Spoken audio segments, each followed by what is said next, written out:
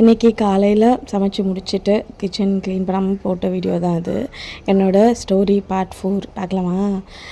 நான் வந்து ஸ்கூலில் சேர்ந்ததுக்கப்புறம் ரொம்ப கஷ்டப்பட்டேன்னு சொன்னால, லாங்குவேஜ் தெரியாமல்.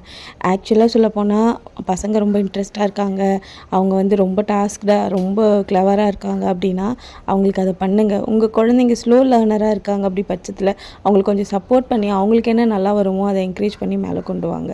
எல்லா குழந்தைங்களும் ஒன்றும் இல்லைல்ல, அதில் ஸ்டக்கானவ தான் நான். அதனால் என்னோடய எக்ஸ்பீரியன்ஸில் நான் சொல்கிறேன். அதுக்கப்புறம் ஒரு 5 இயர்ஸாக வந்து ரொம்ப ஹாப்பியாக ஜாலியாக தான் போயிட்டு இருந்தது. ஏன்னா 5 இயர்ஸில் வந்து நம்ம என்ன மாதிரியான குழந்தைன்னு நம்ம அப்பா அம்மாவுக்கு தெரியாது. நம்ம மந்தமா ரொம்ப கிளவரா எப்படின்னு. அப்போ சின்ன வயசில் நான் கொஞ்சம் ஃபேராக அப்படி இருந்ததுனால நான் ஒரு அழகுள்ள குழந்தை, ஓகே இவன் நல்லா படிப்பா, இது பண்ணுவா இது பண்ணுவா, ராசி நட்சத்திரம் போய் சொல்லி வச்சுருப்பானுங்க, அதை வச்சு இவன் மேலே வருவா அது வருவான்னு அவங்களுக்கே ஒரு இமேஜினேஷன். ஒரு 5 வயசுக்கு அப்புறம் வளர ஸ்டார்ட் ஆகும்போது தான் தெரிஞ்சுது நான் சரியாக படிப்பு வரல, நான் வந்து ரொம்ப ஸ்லோ லேர்னர் அப்படின்னு தெரிஞ்ச உடனே ரொம்ப அடிக்க ஆரம்பிச்சிட்டாங்க வீட்லேயும். ஸ்கூலில் அப்போல்லாம் வந்து டீச்சர்ஸ் அடிக்கலாம், அதனால் வந்து அப்போ அங்கே போட்டு வச்சு சொல்ல அங்கே போனாலும் அடி இங்கே வந்தாலும் அடி, என்னடா மத்தன மாதிரி ஆகிட்டோம் அப்படின்னு இருந்துச்சு எனக்கு.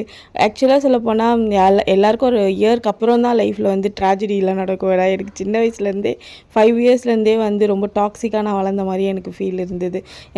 இவங்களோட ஆசைக்கு ஒரு இடத்துல கொண்டு போயிட்டு அங்கே நம்மளுக்கு படிப்பு வரல உடனே நான் இவ்வளோ பாசமாக கொடுத்த அப்பா அம்மா அப்போ அடிக்கவோ துன்புறுத்தவோ நம்மளை செய்யும் போது ரொம்ப கஷ்டமாக இருந்தது.